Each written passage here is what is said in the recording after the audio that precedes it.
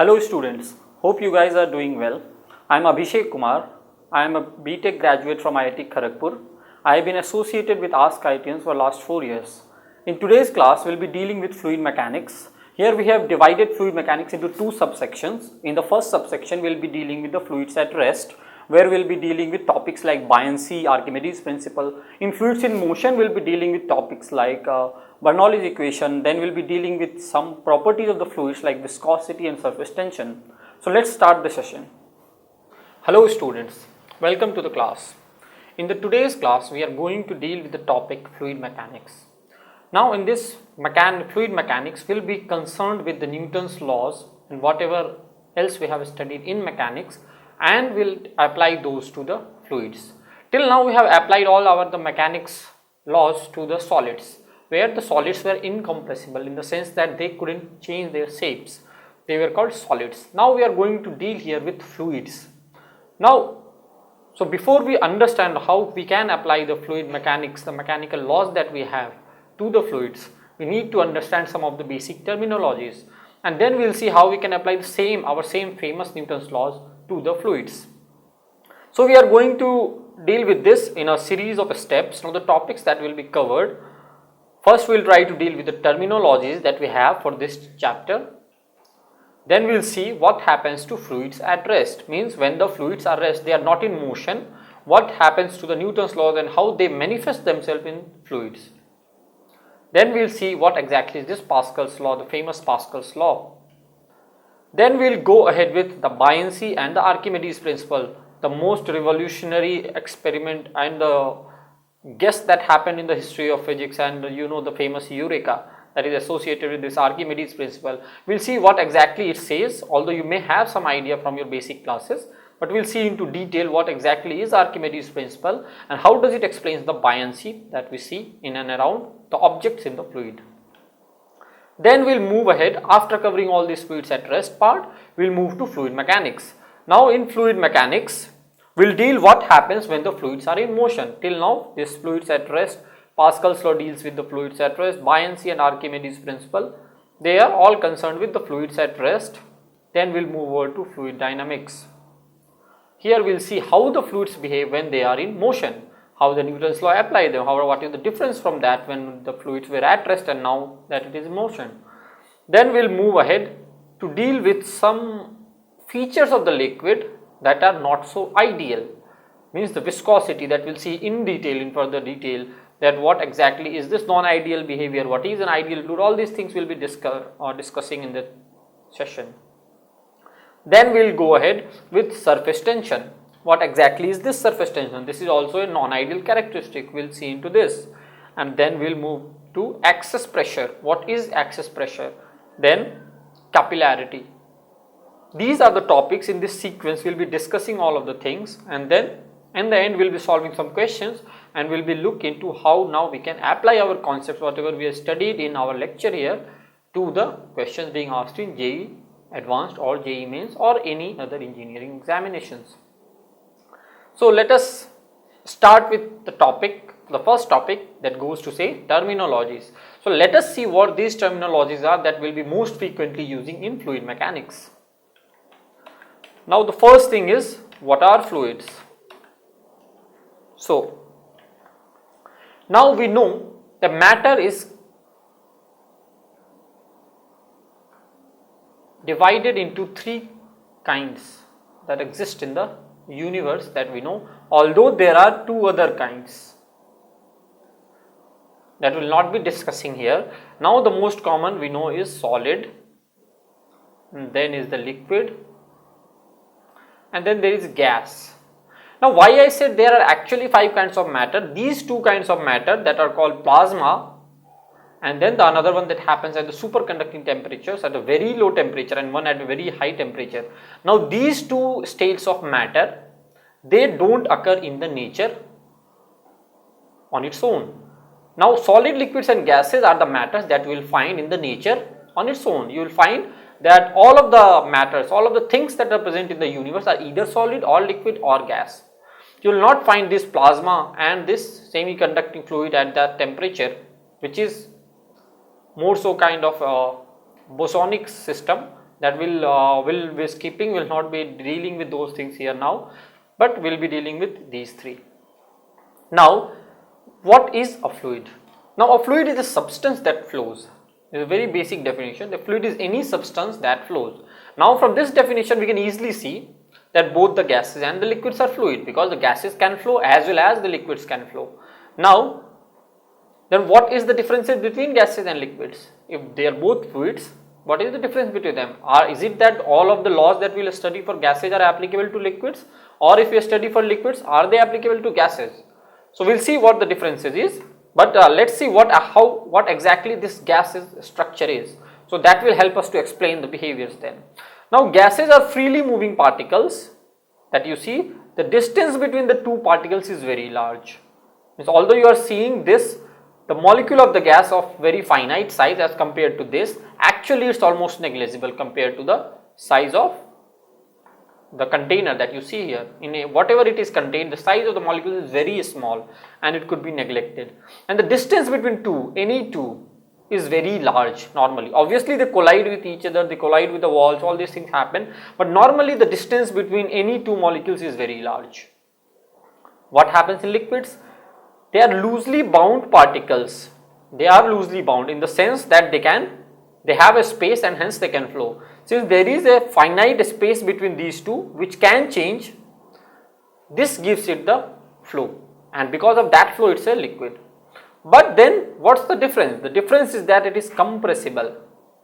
You can compress the volume, you can make this volume like this and you will still have all of these molecules within this small volume.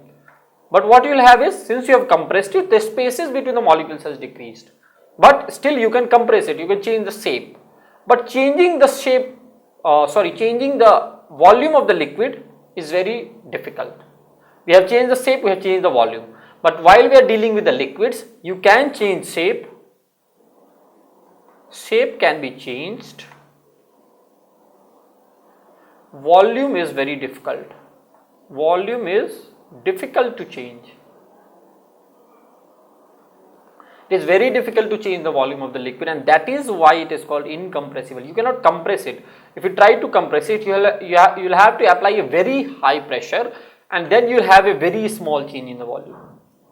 Even if you apply very high pressure, you will have a very small change in the volume. That is the reason it is called incompressible. Okay. Now we will see in further detail what are these gases, how are they behaving. Now if you see here the gas molecules, these molecules are the gaseous molecules, they are moving freely through the space. You can see this is moving freely, this is moving freely, all of the gas molecules are freely. Now the molecules are far apart. As I have told you, although it appears to be a finite size, they are almost infinitesimal in size, very small, negligible compared to the volumes. So you can even consider them a point masses. Now this makes the gas compressible. Because there is a large space between them, you can compress that space. Because there is a large space, you can reduce that space. What happens in liquid, we saw, since there was a very small space, it was very difficult to compress that. So when you have the space, then only you can compress it. That's the reason it's compressible and the liquids are incompressible. Now gas molecules occasionally collide with each other. Occasionally they will collide with each other because these molecules are in constant random motion throughout. So they can collide with each other or they can collide with the walls. Like this is moving like this, it may collide with this or like this, it collides with the wall. So there is a whole kind of chaotic motion that's happening within. So this is a system in which the molecules through the spaces move as free particles. Again, this is an ideal characteristic, free particle in the sense, what do you mean when you say free particle?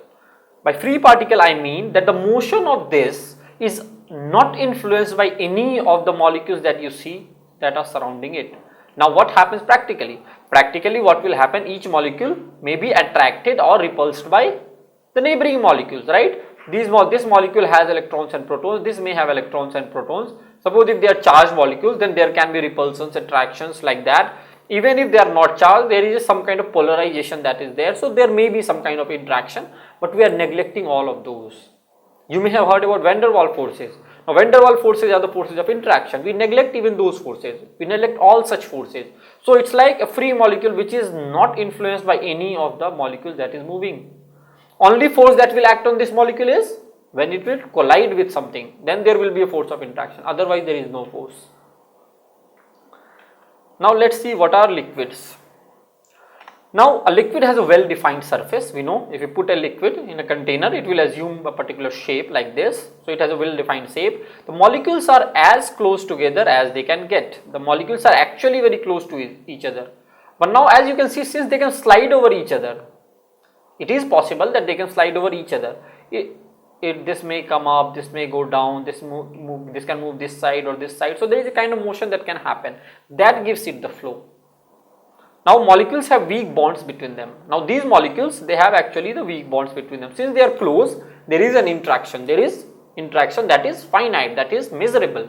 That's why we don't neglect it here. We neglect it in the case of gases because the distances were very large. So we assume that the interaction that is happening due to the molecules is almost zero, because the distance is so large that kinds of forces, the van der Waals forces that I mentioned, the covalent forces, they are all almost negligible.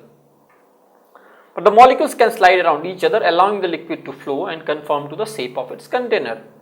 Now the reason liquid is called incompressible is because there is not much space between these two. So if you want to change the space, how you can do that? You can do it by compressing, but by compressing you cannot decrease the space between the liquids, which is already almost negligible. So they are incompressible. Now let's see what exactly is this mass density. Mass density, why I have written here mass density is because there are a large number of terms, a large number of things that will be referred to as density. Like there will be number density, the number of molecules per unit volume, there will be current density. All these things will be encountering while we go through our chapters in class 11th and 12th. So although most commonly we have used density, for mass density I have written it here as mass density. Means density is the mass with respect to volume. So we will see what exactly is it. It is the ratio of an object's or material's mass to its volume. So if an object, suppose this is an object, a cube like this, okay, it will have some mass. Suppose its mass is m. Now since this is a cube of side A, suppose its volume is a cube. This is a volume. So the density says density is mass by volume, means the density of this will be m by a cube, if a cube is the volume. What is SI unit of density? SI unit of density will be kg per meter cube. Why? Because mass is kg, volume is meter cube. So the unit is kg per meter cube. Let's see a question based on this.